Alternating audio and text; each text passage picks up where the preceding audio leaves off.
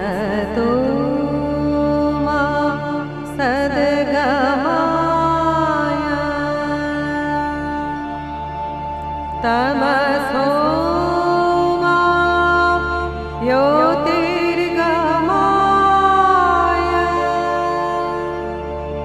मृत्योर्मम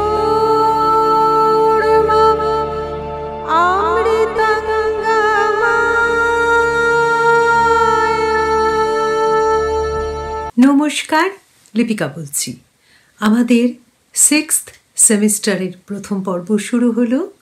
আজ প্রথম পর্ব থেকে 3টি পর্ব জুড়ে আমরা যেটি শিখব সেটি হলো শ্যামা নৃত্যনাট্যের তৃতীয় দৃশ্যটি।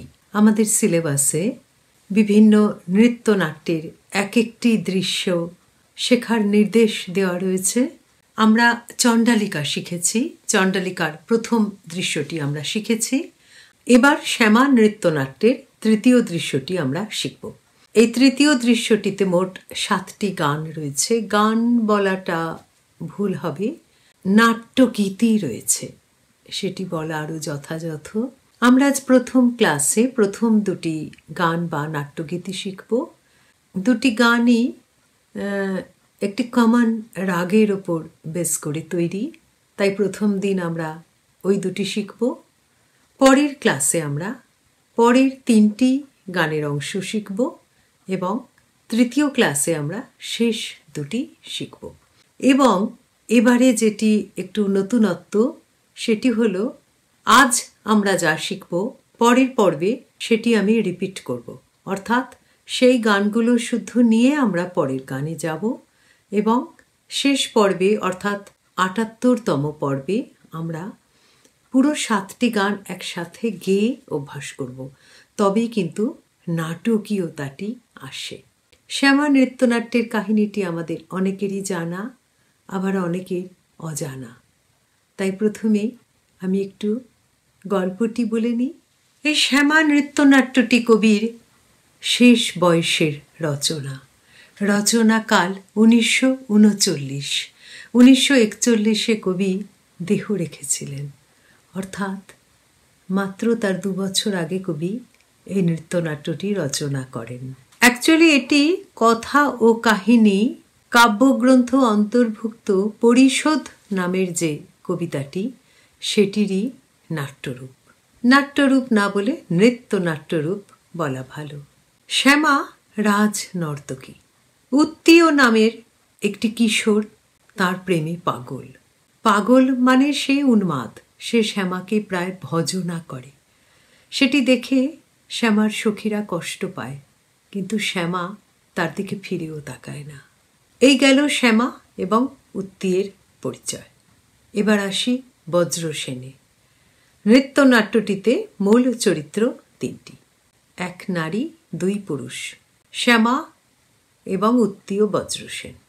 উত্তীয়ের কথা বলা হলো, এবার আসি বজ্রসেনের কথায়। বজ্রসেন বণিক, ব্যবসা করেন। তার কাছে রয়েছে সুবর্ণদ্বীপ থেকে সংগ্রহ করা ইন্দ্রমণির হার। সেটি কিন্তু সে বেচতে চায় না বা ব্যবসায় ব্যবহার করতে চায় না। সেই হারটি নিয়ে তার স্বপ্ন সে তাকেই দেবে, তার মনের মানবী হিসেবে যে নারীর সাথে তার দেখা হবে তাকে সে বিনামূল্যে ওই ইন্দ্রমণির হারটি দেবে। ঘটনাক্রমে বজ্রসেন এসে পড়লেন রাজার চরের সামনে। বজ্রসেনের সঙ্গে রাজার যে চর তার দেখা। সে জিজ্ঞেস করল, তোমার ওই পোঁটলাতে কি আছে? বজ্রসেন থতমত খেয়ে গিয়ে পালিয়ে গেলেন। শুধু বললেন, এই পেটিকা আমার বুকের পাঁজর চেরে, অর্থাৎ এটা আমি তোমাকে দেখাতে পারবো না, এটা আমি কাউকে বলতে পারবো না, এতে আমার প্রাণের ধন নিয়ে আমি ঘুরে বেড়াচ্ছি, সে আমি তোমাকে বলবো না। এই বলে পালিয়ে গেলেন। প্রহরীর সন্দেহ বাড়ল। সে ভাবল বজ্রসেন বোধহয় কিছু চুরি করে নিয়ে ওই পেটিকাটি অর্থাৎ পোঁটলাটি করে নিয়ে চলে গেলেন। প্রহরী ধাওয়া করলেন বজ্রসেনকে। বজ্রসেন ছুটতে ছুটতে শ্যামা যেখানে সখীদের নিয়ে নৃত্যগীতে মগ্ন সেখান দিয়ে ছুটে চলে যাচ্ছেন এরকম একটি দৃশ্য। প্রহরী তার পিছনে পিছনে ধাবমান। সৌম্যকান্তি বজ্রসেনকে দেখে শ্যামা তার প্রেমে পড়লেন।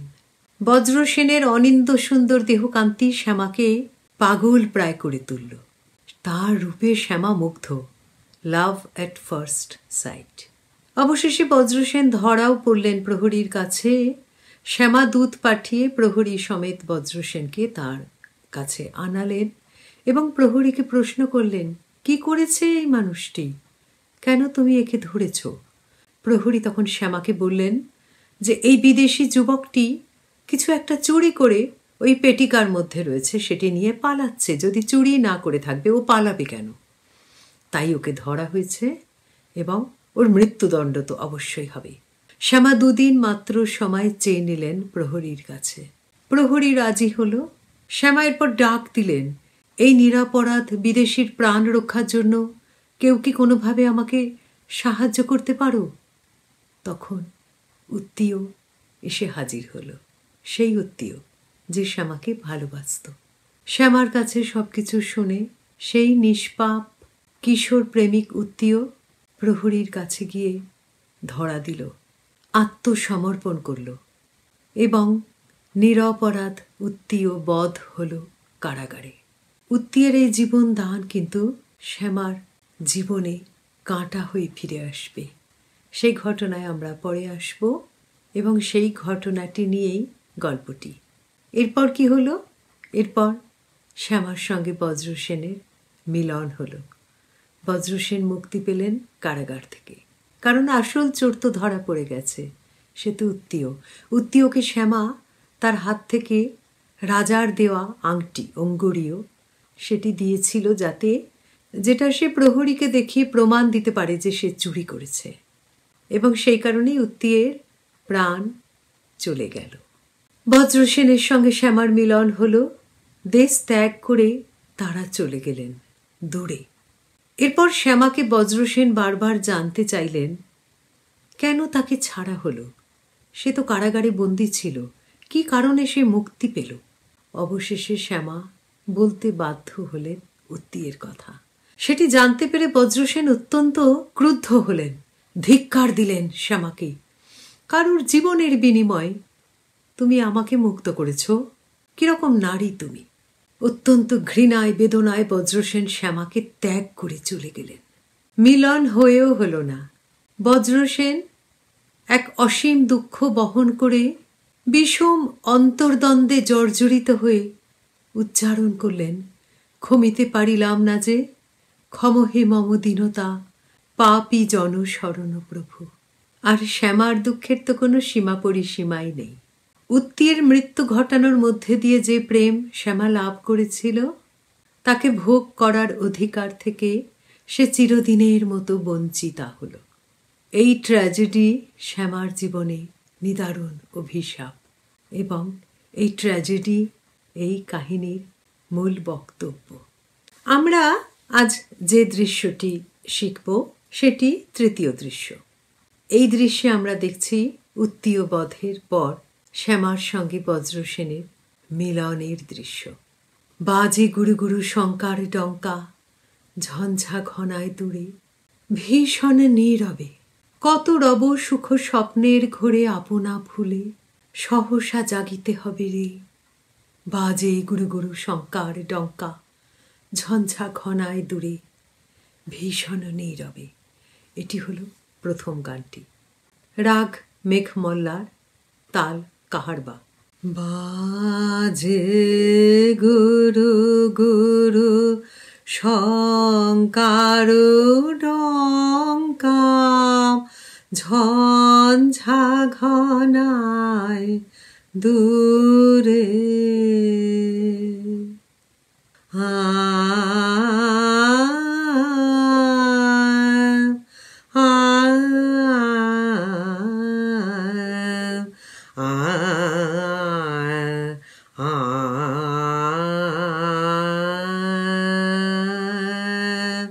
ধীরে না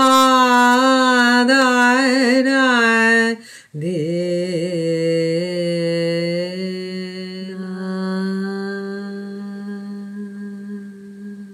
এই গানটি আমরা প্রথমে তালে শিখব এবং পরে তাল ছাড়া একটু গাইব, তাহলে আরও যেন সুন্দরভাবে আমরা সেই পরিস্থিতিটি অনুভব করতে পারব। গানে যাই।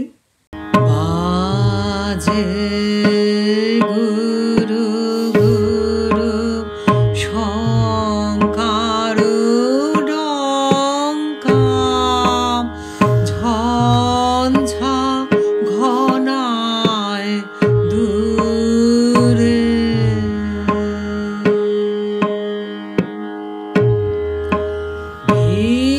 ভীষণ নীরবে বাজে গুরু গুরু শঙ্কর ডঙ্কা, ঝঞ্ঝা ঘনায় দূরে,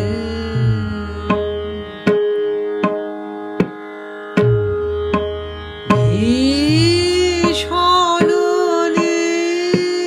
নীরবে বাজে গুরু গুরু শঙ্কর ডঙ্কা, ঝঞ্ঝা ঘনায় দূরে, কত রব সুখ স্বপ্নের ঘোরে, আপনা ভুলে সহসা জাগিতে হবে,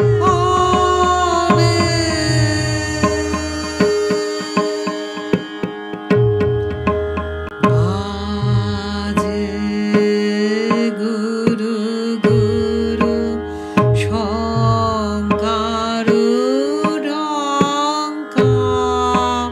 ঝঞ্ঝা ঘনায় দূরে,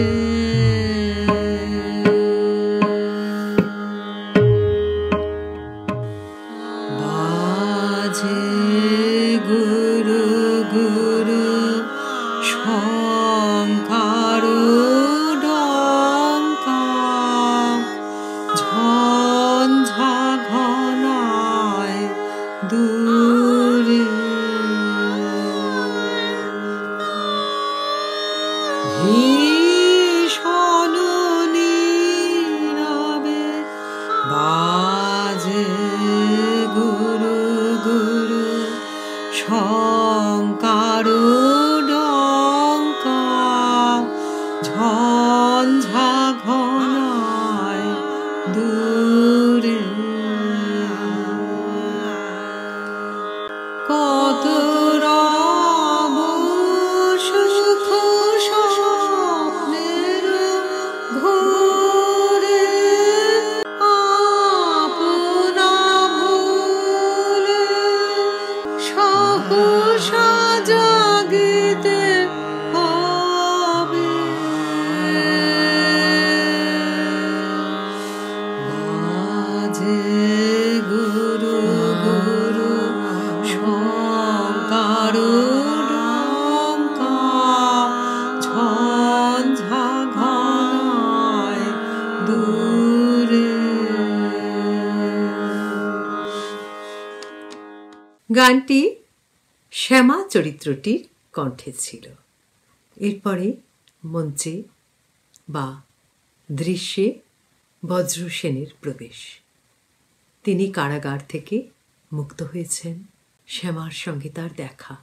শ্যামা তাকে বললেন, হে বিদেশী এসো এসো, হে আমার প্রিয়, এই কথা স্মরণে রাখিও, তোমার সাথে এক স্রোতে ভাসিলাম আমি, হে হৃদয়ে স্বামী, জীবন মরণে প্রভু, হে বিদেশী এসো এসো। এই গানটি দেশ রাগে নিবদ্ধ, ঝাঁপতালে। ঝাঁপতাল 10 মাত্রা। কিরকম ছন্দ? 2-3-2-3। আমরা ঝাঁপতালের গান আগে শিখেছি। আমি তাল নিয়ে বেশি ডিটেলে আলোচনা করছি না, কারণ এগুলি নতুন তাল নয়। আমি চাইছি নাটকটির যে মেজাজ সেটিতেই ফোকাস করতে চাইছি, কেমন? তাই তাল বা গানের ডিটেল নিয়ে আলোচনায় যাচ্ছি না।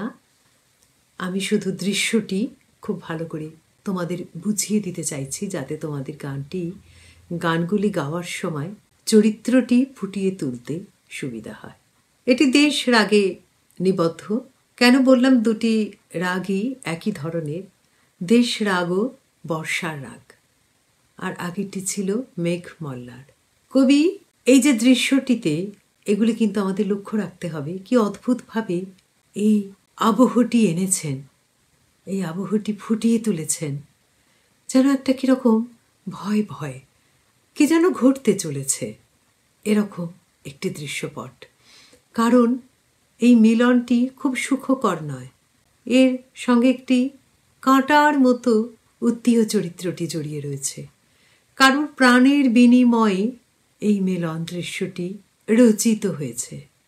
তাই কোথাও যেন সেই একটা দ্বন্দ্ব, দ্বিধা, কষ্ট, বেদনা, তার একটা ছাপ এই মিলন দৃশ্যের মধ্যে থেকে যাচ্ছে। তাই জন্যেই হয়তো কবি এই রাগ দুটির ব্যবহার করেছেন। সারে মা পানি সা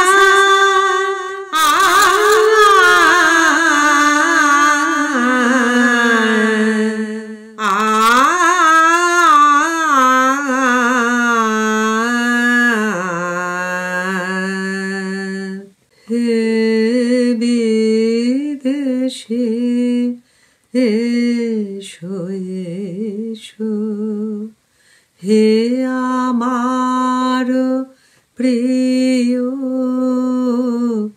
হে বিদেশে এসো এসো, এই কথা স্মরণে রাখিও, এসো এসো হে বিদেশে এসো এসো। এই গানটির মেজাজটি ধরার জন্য আমি প্রথমে তাল ছাড়া করেছি। আগের গানটি কিন্তু পরে তালবাদ্য ছাড়া করলাম, এখানে কিন্তু প্রথমে তালবাদ্য ছাড়া হে বিদেশি এসো এসো। পরে তোমাদের সুবিধার জন্য তালের চলনটিও দেখিয়ে দিয়েছি কিভাবে গানটি তালের মধ্যে আনতে হবে। সারে মা পানি সা আ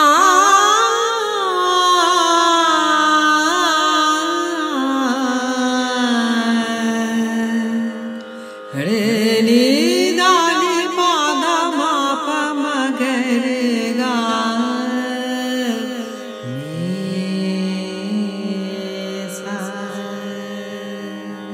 হে বিদেশে এসো এসো,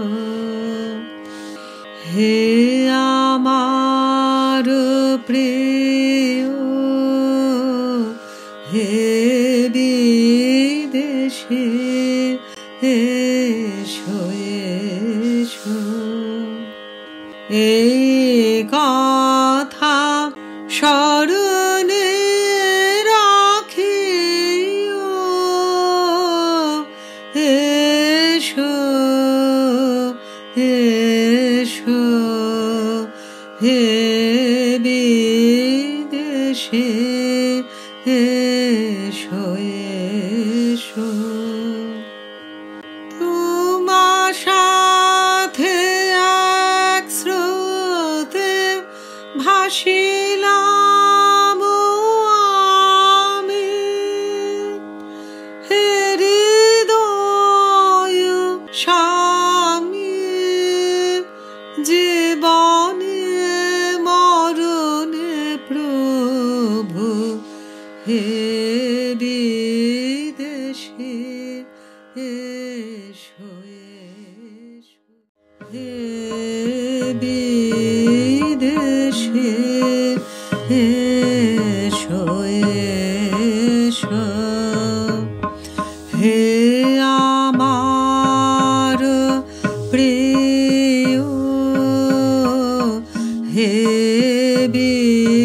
বিদেশে এসো এসো, হে বিদেশে এসো এসো,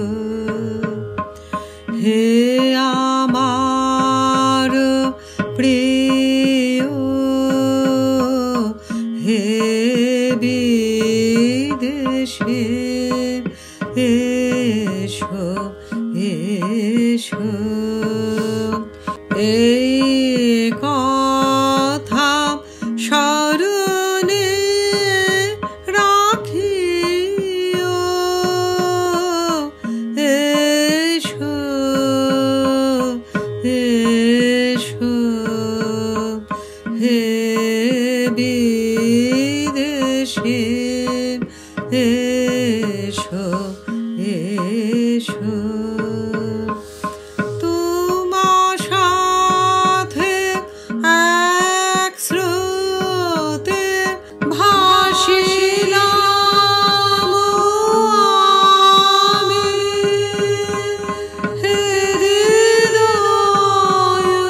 স্বামী,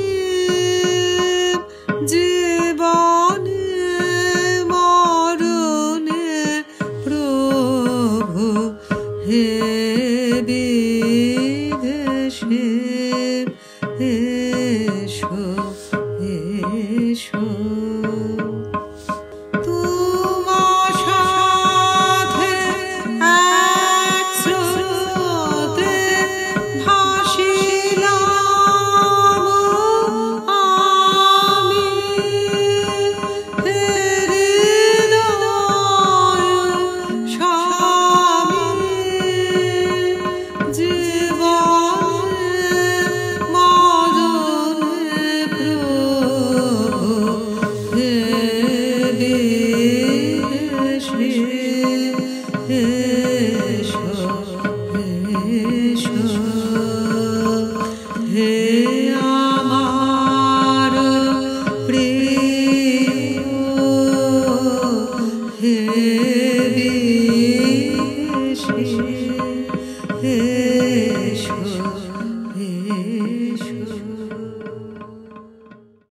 শ্যামা রাজভবনের সমাদর সম্মান ছেড়ে প্রেমের জোয়ারে ভেসে চললেন। তোমার সাথে এক স্রোতে ভাসিলাম আমি, হে বিদেশি এসো এসো। তার সবটুকু উজাড় করে দিয়ে শ্যামা বজ্রসেনকে বরণ করে নিলেন। ঠিক এইটুকু অংশই আমাদের আজকে শিক্ষার পর্ব। পরের ক্লাসে আমরা এর পরের অংশে যাব, বজ্রসেনের উত্তর বা বজ্রসেনের অনুভূতি। এবারে যেটা করব, আমরা ইন্ডিভিজুয়ালি যে গান দুটি আমরা শিখলাম এতক্ষণ, এবার আমরা এই দুটি গানকে জুড়ে কীরকম পরিবেশটা হয় বা কীরকম দৃশ্যপটটা সেটি উপলব্ধি করার জন্য শুধু দুটো গান পরপর আবার একবার শুনব, ফলো করব, শেখবার চেষ্টা করব। তবেই এই গান বেসড ডায়ালগগুলি অর্থবহ হবে। অ্যাকচুয়ালিতে এগুলো ডায়ালগ।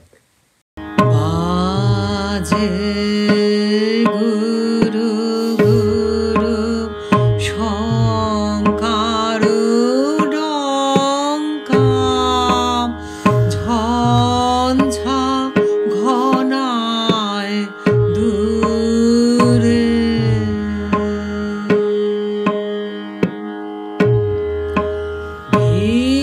ভীষণ নীরবে বাজে গুরু গুরু শঙ্কার ডঙ্কা, ঝঞ্ঝা ঘনায় দূরে, ভীষণ নীরবে বাজে গুরু গুরু শঙ্কার ডঙ্কা, ঝঞ্ঝা ঘনায় দূরে।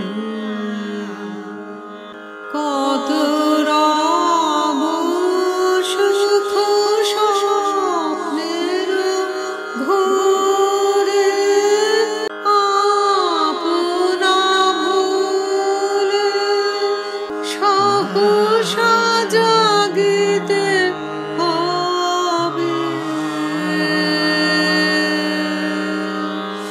বাজে গুরু গুরু শঙ্কর ডঙ্কা, ঝঞ্ঝা ঘনায় দূরে। সারে মা পানি সা, আ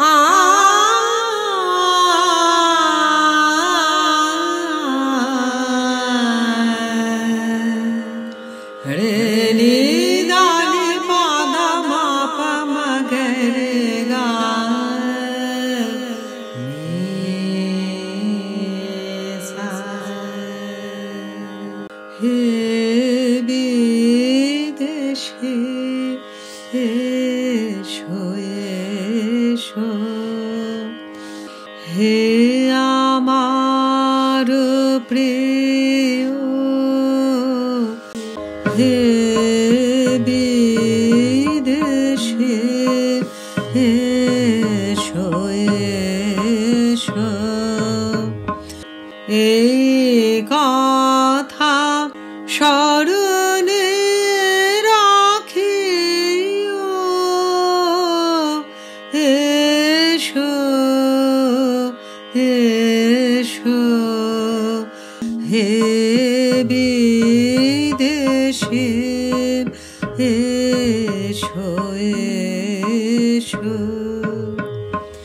তোমার সাথে এক স্রোতে ভাসিলাম